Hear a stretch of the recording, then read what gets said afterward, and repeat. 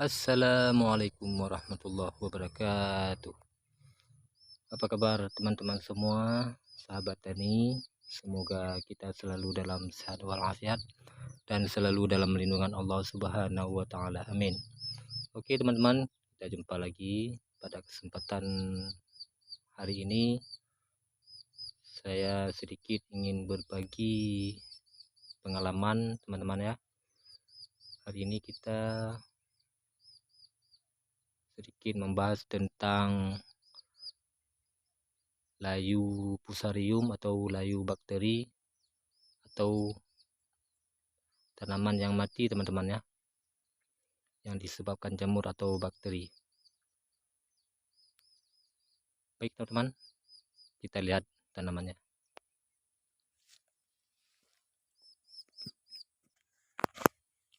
Nah, ini dia teman-teman, ini contoh tanaman cabai kita yang sudah mati ya,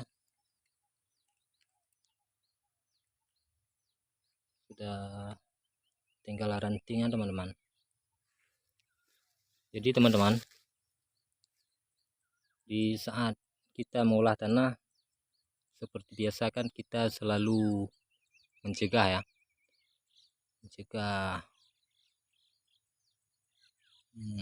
terjadinya fusarium atau bakteri ya, baik ya waktu kita olah tanah maupun setelah kita tanam teman-teman. Di saat waktu kita olah tanah kan biasanya kita pakai yang namanya trichoderma teman-teman, trichogi ataupun mikroba lah. Layu fusarium seperti ini kan dia biasa terjadi di saat cuaca yang lembab teman-teman ya, di saat hujan terus menerus, kemudian lahan kita yang terlalu lembab dan kita ini kelembabannya terlalu tinggi nih teman-teman, karena posisinya di area persawahan, kemudian akses airnya pun tidak lancar, air pembuangannya tidak lancar, jadi sangat rentan untuk terkena jamur fusarium atau mati pohon seperti ini teman-teman. Selain kita melakukan pencegahan dari awal, kita melakukan memakai mikroba ataupun trichoderma dan sebagainya itu kan teman-teman, pas di saat tanaman besar tiba-tiba ada juga yang mati misalnya teman-teman seperti ini. Itu bagaimana cara kita mencegah ataupun menekan supaya dia tidak menjalar ke mana-mana teman-teman. Jadi kalau menurut saya teman-teman, ini pengalaman saya teman-teman ya, di setiap petani itu mungkin ada cara dan tips tersendiri ya. Kita bukan menyalahkan cara yang lain, tapi ini adalah salah satu cara kalau menurut saya, karena banyak petani kan, tiap-tiap petani itu ada cara dan tips tersendiri dia untuk mengatasi layu fusarium seperti ini. Jadi kalau menurut saya teman-teman, yang paling efektif itu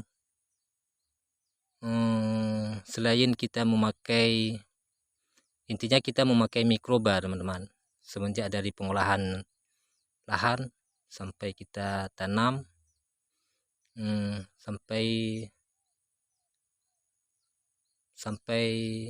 masa panen kita tetap menggunakan mikroba teman-teman.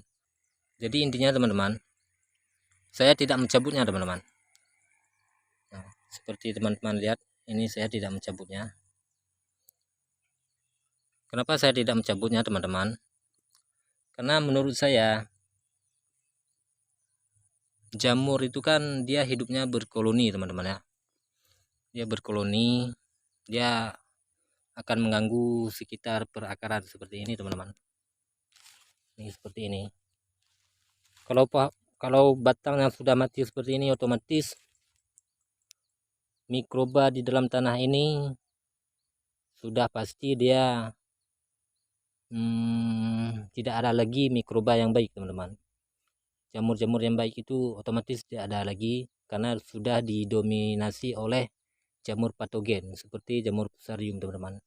Dia akan berkoloni dan berkembang biak di seputaran perakaran tanaman yang sudah diserang ataupun tanaman yang sudah mati seperti ini, teman-teman. Jadi kenapa saya tidak cabut? Karena kalau kita cabut, teman-teman, dia akan lebih cepat menyebar, teman-teman. Apalagi di saat turun hujan deras. Di saat hujan turun, dia akan mengikuti arus air yang ada di dalam tanah ini. Dia akan merambat kepada akar sebelah sampingnya, teman-teman. Sebelah sampingnya. Kemudian kalau kita cabut itu lagi, dia akan menjalar lagi ke sampingnya lagi, teman-teman. Jadi lebih parah penyebarannya, teman-teman. Saya pikir lebih aman seperti ini, teman-teman. Saya tidak mencabut, dia paling kena 1, 2, 3 seperti ini, teman-teman. Dan sebelah sampingnya insya Allah aman sampai saat ini, teman-teman ya. Ini 3 pohon yang terkena, teman-teman. Dan sebelahnya juga alhamdulillah masih aman.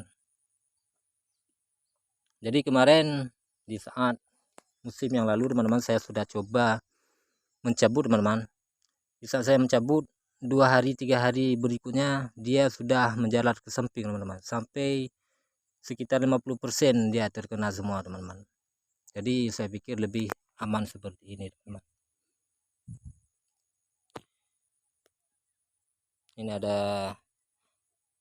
Ini adalah contohnya, teman-teman. Ada lain, teman-teman. Kita bisa jalan-jalan. Nah, ini ada lagi, teman-teman. Ini ada satu yang kena, teman-teman. Tapi di sampingnya alhamdulillah masih aman, teman-teman ya. Sampingnya masih aman. Dan di sana ada juga. Dia akan bertumpuk-tumpuk, teman-teman. Di sini sedikit, di sana sedikit. Tapi kalau kita cabut, dia akan lebih tambah parah.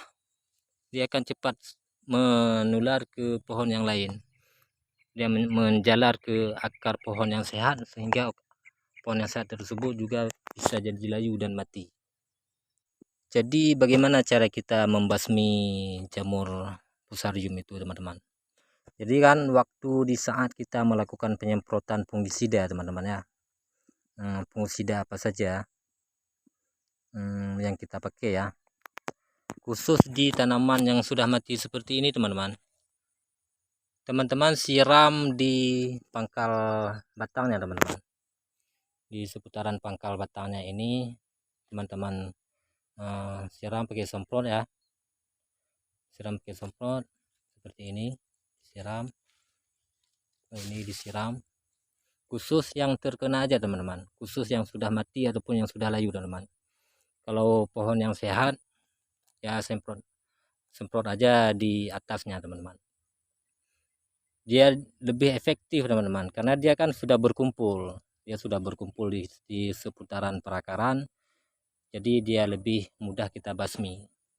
Pohon yang mati ini sebenarnya sebagai pancingan saja, teman-teman. Karena dia akan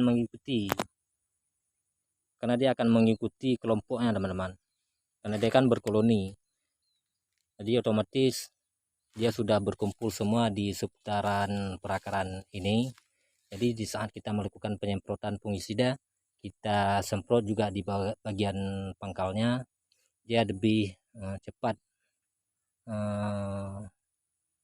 kita atasi lah, teman-teman. Lebih cepat kita basmi. Ini pohon ini sebagai pancingan saja, teman-teman. Pohon ini sebagai pancingannya saja, teman-teman. Makanya saya tidak mencabutnya, supaya lebih mudah untuk kita membasminya.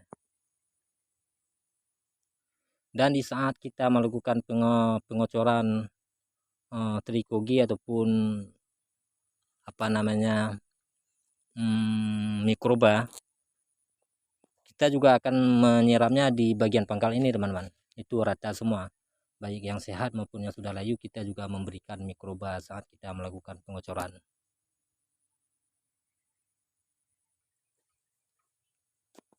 Itu ada juga, teman-teman. Nah ini, teman-teman, ini tidak saya cabut, tapi alhamdulillah sebelahnya masih aman, teman-teman. Ini kebetulan 1, 2 pohon ini berdekatan, teman-teman ya. Tapi alhamdulillah yang satunya lagi tidak terkena, masih aman. Jadi intinya teman-teman, selain kita tidak cabut juga kita terus memberi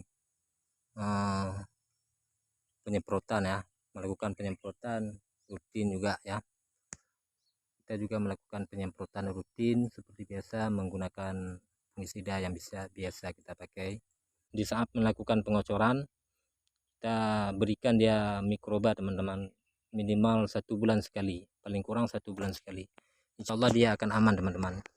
Dia tidak akan menjalar, dia akan tertekan dan tidak mudah berkembang biak dan menjalar ke tanaman-tanaman yang lain.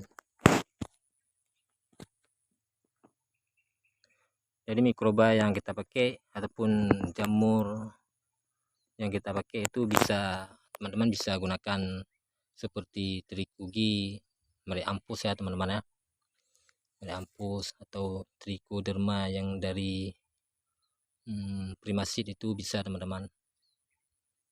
Tapi kalau saya sendiri memakai yang saya buat sendiri teman-teman, yang seperti video sebelumnya. Oke teman-teman, saya rasa cukup sekian dulu informasi pada video kali ini. Semoga ada manfaatnya teman-teman ya, dan semoga apa yang kita kerjakan selalu mendapat hasil yang berkah, dan kita selalu dalam keadaan sehat walafiat dan dilancarkan segala pekerjaan kita oleh Allah Subhanahu wa taala. Amin. Ya teman-teman, sampai jumpa di video berikutnya. Salam sehat selalu. Assalamualaikum warahmatullahi wabarakatuh.